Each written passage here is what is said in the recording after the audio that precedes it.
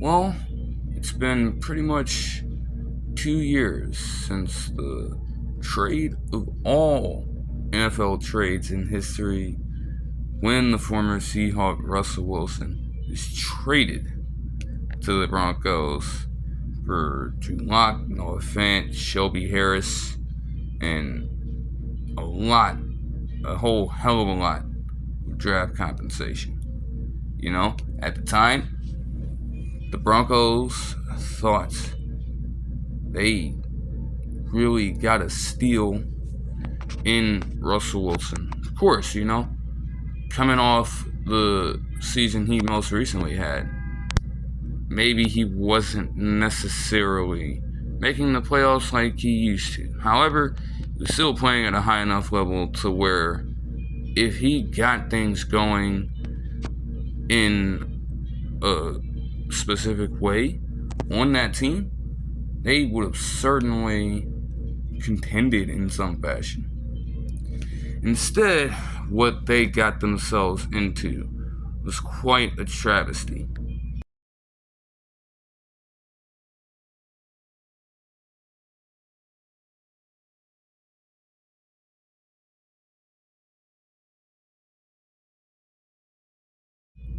Now, it's been panned as one of the worst trades in NFL history.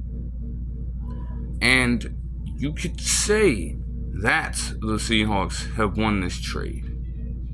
When you look at the draft compensation here, Eyoma Uwazurike got sent to the Broncos, right? Nobody would know that at this point. I think he's barely played. He certainly hasn't contributed a whole lot to that team. And obviously the Broncos have been on the downside with Russell Wilson there. When you look at the Seahawks, a lot of these players are young, but being able to get Devin Witherspoon eventually in 2023 out of this trade. Just imagine Patrick Surtain II and Devin Witherspoon as a duo of cornerbacks on the Broncos team. But they were not able to do that. They gave it right up, and it fell right into the Seahawks' hands here. John Schneider has been a smart drafter at the GM spot for years now. And it doesn't surprise me. And then you have other young guys. Boye Mafe is solid, but young. Charles Cross is solid, but young. Derek Hall, he played decent. Still need to see more seasons out of him. And Tyreek Smith, again, young players. So while there's more upside potentially for the Seahawks here, they've completely rejuvenated their chances at being able to contend for the playoffs somewhat, rather than being in a spot where they need to rebuild. On the other hand, though, when you look at the past couple of seasons for both the Seahawks and the Broncos, the Seahawks have a playoff appearance.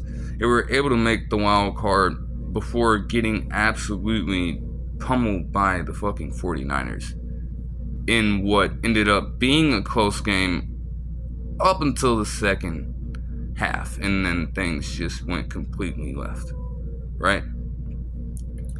However, the Broncos got way closer to the playoffs in 2023 before all the bullshit that would occur. Meanwhile, the Seahawks, both seasons go 9-8. They were able to get lucky and get in the wild card in 2022, but not in 23. So you can argue that virtually, like, similar results in terms of record in season. Maybe the Seahawks weren't as bad, but you weren't able to make a whole lot of noise on that level. Now, maybe that wasn't the intent, but these are the facts that you have to face now. Also, think about this. Prior to getting all of these players through the draft, and while Devin Witherspoon can be really good, none of these other players are proven. Shelby Harris has not contributed a whole lot to the team. Noah Fant has done okay at best. And Drew Lock is now a giant. He's gone by the time this video is being released. So now you have to rely on all of these players somehow performing well at pretty much all times throughout the season. And, that's just not likely. But again, when you look at the scope of the situation, Russell Wilson being the franchise guy for so long, the Seahawks could have been in a worse spot. So if you look at the fact that they were able to jumpstart, essentially, not even having to go through a rebuild after something that devastating potentially, is a win. However, maybe it is not by much of a margin as people may have thought it was, but it is pretty terrible a trade. And what makes it even worse is that before this motherfucker even stepped on the field, they paid him like a top 5 quarterback, which at the time, maybe he was outside of that. Still, risky business when you're signing a quarterback on the wrong side of 30 to a 5-year, $242.5 million extension. Keep that in mind. He was still getting money from Seattle. Now, the money was set to kick in this upcoming season. But why even pay him like this? And I'm not even surprised about the extension in and of itself. But why are you paying him that high of an average salary? They had to have imagined that would have fucked them over at some point. But just keep that in mind later. So you go on in the first season, and Russell Wilson, by his standards, pretty shitty season. I mean, a 4-11 record when he started, got benched, the team went 5-12, 16 touchdowns, 11 interceptions. Very uncharacteristic play. It was almost like he just turned from this superstar level quarterback into a game manager getting paid all this money. Now you have the Broncos. They're having second thoughts about the entire thing. Maybe we shouldn't have paid him all this money before he even stepped in Denver. Wonder how that would really turn out, eh? This really isn't going so well. Alright, now they're in panic mode at the end of the 2022 season. So they go into 2023, and, a lot of questions are presented as to how they can even construct a capable roster at this point of time when you're in a situation where you owe all that money to one man. And granted, over the course of that offseason, they were barely able to sign anybody. Now they go into the 2023 season, and safe to say that while Russell Wilson was playing better and would eventually end off the season with one of his better seasons, really, they started off sluggish. Very sluggish. I mean, where else do you even begin with this? allowing 70 points to a Miami Dolphins offense. Mike White and Chosen Anderson were able to connect for a touchdown at the end of the game, losing by 50 in the third week of the season. Pretty horrible. Just terrible loss after terrible loss to the Bears, the Jets. The Chiefs get them 19-8 on Thursday Night Football. And then all of a sudden, something starts to click in that offense. You have Courtland Sutton just getting all of these throws from Russell Wilson, and he would eventually have a hell of a season. Run game was okay. It would get the job done. And all of a sudden, you're getting wins against the Packers, Chiefs, etc. You rip off 5 straight games, including a game that I watched live in the Monday Night Thriller on November 13th. That was the match against the Bills. Granted, they very well could have lost that game if the Bills weren't just complete idiots having 12 men on the field to allow Will Lutz to try the kick again and make it. But they were on a surge, and by November 26th, I mean, they were in the thick of the playoff hunt still. You know, nobody could have imagined that they would have had a chance the way they started out, but they were right there in fighting position, being led by a Russell Wilson that, again, the numbers in terms of yardage, I will say, may not have been as flashy as what we're accustomed to seeing, but he played nothing but smart football, kept the turnover rate low as possible in this time span, and was able to consistently lead the team to victory. You know, the Texans would get the best of them the week after, but again, follow that up with another win. And then they rip off 2 straight losses around Christmas time, including a damn game winner by Chad Ryland of all motherfuckers, when earlier in the Christmas Eve match, this motherfucker doinked a kick off the top of the goalpost, and the reverberation from there, Chad Ryland in that same game kicked a ball off the top of the goalpost, and the reverberation from it was so fucking loud, I kid you not. Like, I mean, just, dude, like, everybody, like, lost their shit as soon as that happened. Dude is one of the worst kickers in the league. Yeah, still is. I'm not even going to say was. He is probably the worst kicker in the league right now.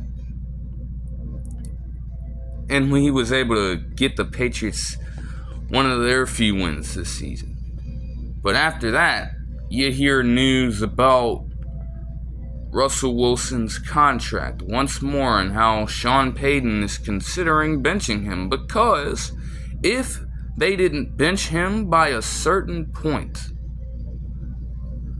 the contract, the salary that he was going to get at the very point of this time could increase expeditiously to the point that where they would owe him damn near $70 to $80 million.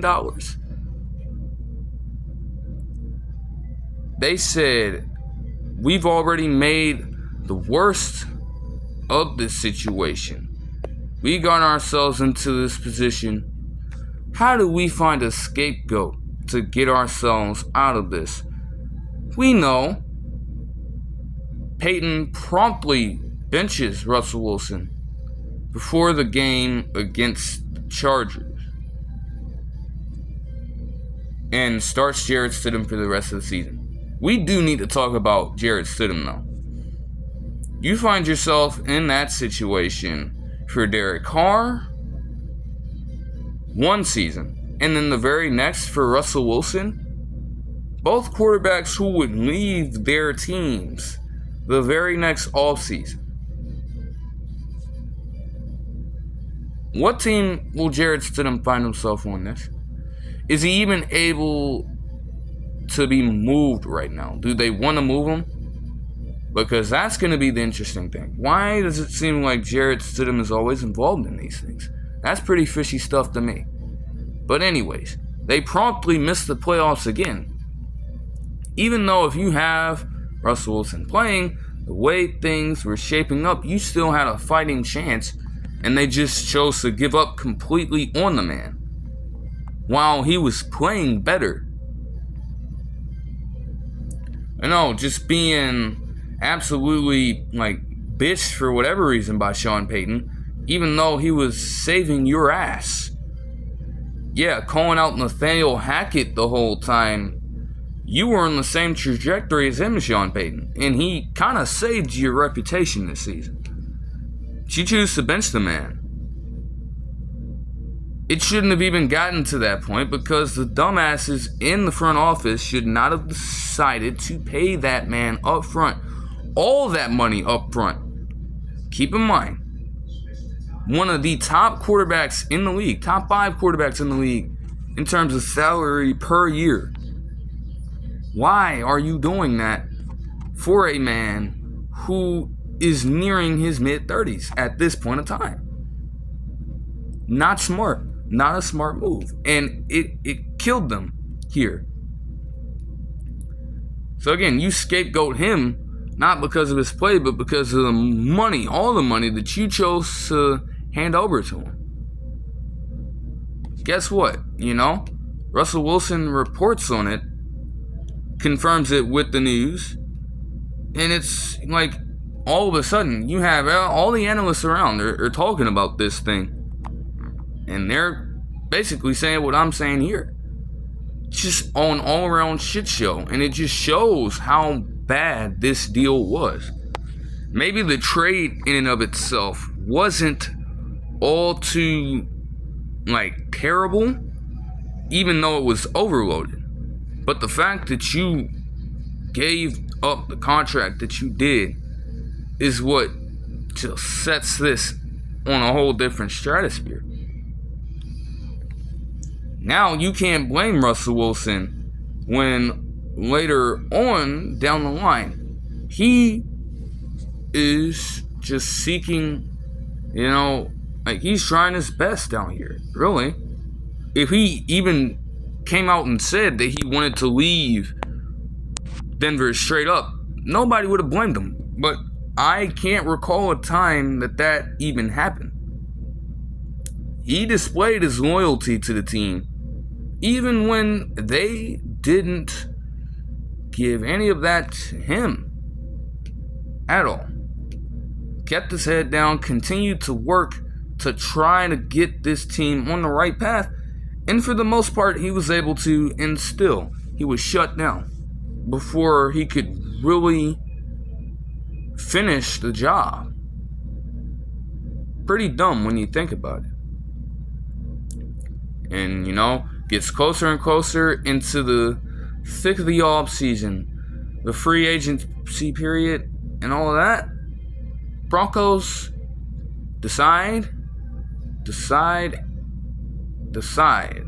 to release the man when the new league year begins by March 13th at this point.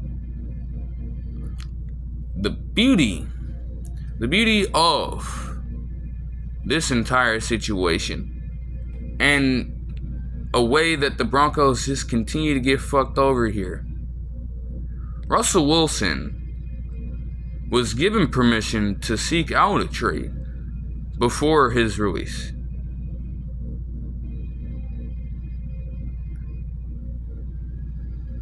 This ended up happening because they paid him so much money to the point where, insofar as releasing him, they owe him a large portion of this contract in terms of this upcoming season's salary. And he had free reign to go to whatever team he wanted to go to. Whatever team he found the most desirable, he had the okay to go to. Because at this point, he was only worth $1.2 million. His salary to this point would have been $39 million with the team. The Broncos owe $37.8 million of that deal.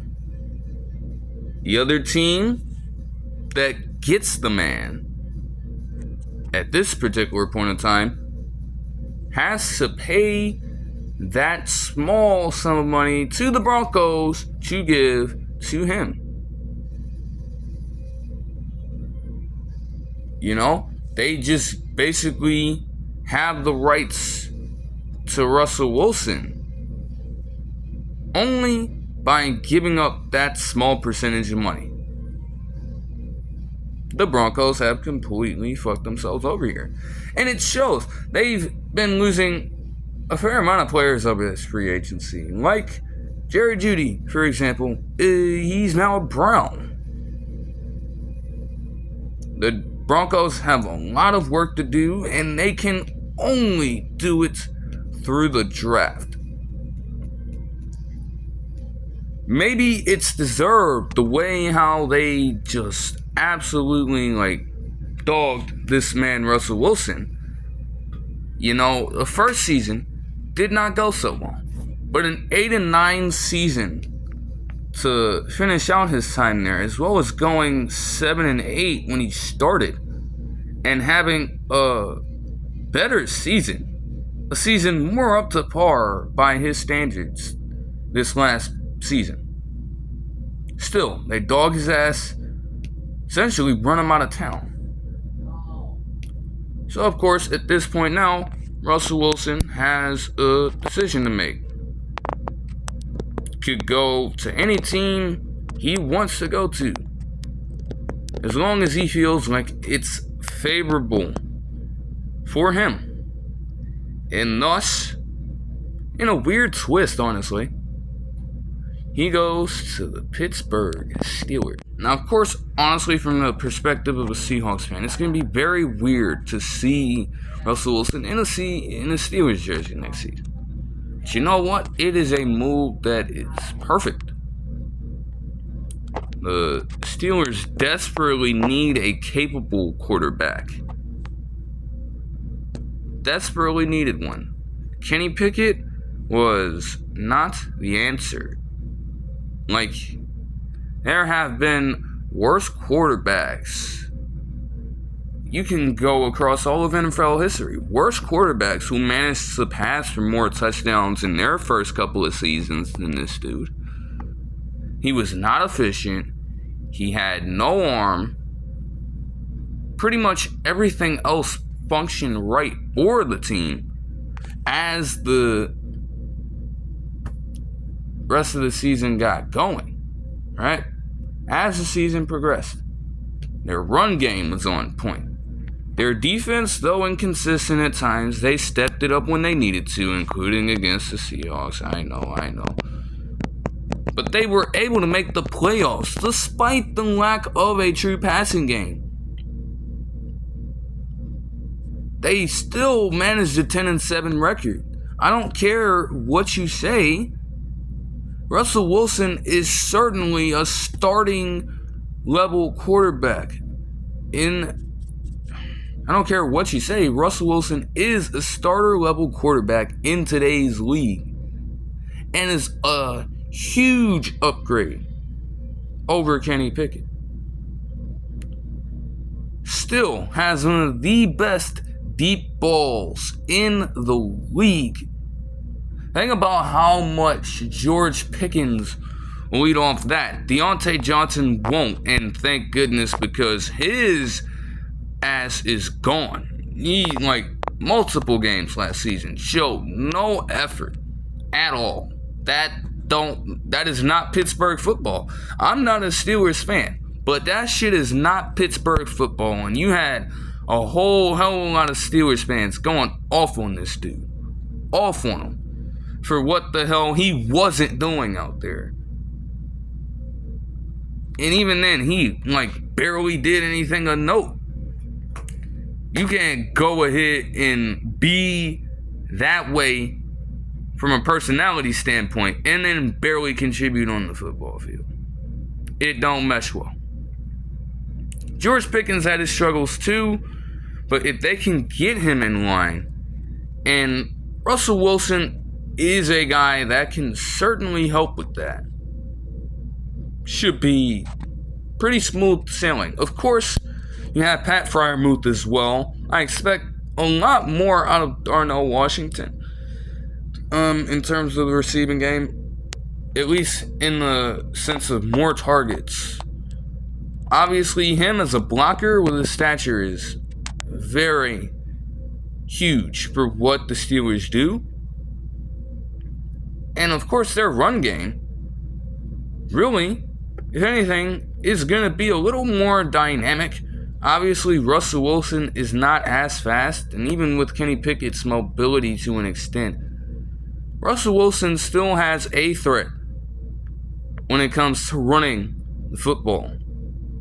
Pairing that up with a feisty Jaylen Warren and a Najee Harris that, honestly, as long as he just gets more efficient from a yards per carry standpoint, I can start to respect this game a little more. But he's got to get more yards per carry. Higher yards per carry, man. And the ball carrier vision is off. Again, multiple examples from last season. You're just running into the wrong hole or running right in the tackles. And, what the fuck are you doing, Najee Harris? But it should work out well. Another layer of this entire situation has been laid down today as the Eagles traded for Kenny Pickett. He's not a Steeler anymore. I don't know what the Eagles are gonna do with him. I suppose he is younger than Marcus Mariota. But, what the fuck? Nonetheless, they're going all in. Now, granted, again, you probably need a secondary wide receiver at this point of time. I mean, you need it. Desperately. Calvin Austin is not fitting that role at all. So, you gotta build back up through the draft for that core right there. But defense is going to continue to do what they're doing, I believe. Run game is going to continue to do what they're doing. Passing game should be elite. Now, when the time comes for the season, it's just on us to see how it all meshes together.